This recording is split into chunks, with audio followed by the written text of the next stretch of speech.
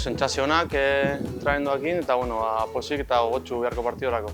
Animatu zaitezte beharko partidura, gero aparte duiko dugu eta futbol partida aparta bada izango da.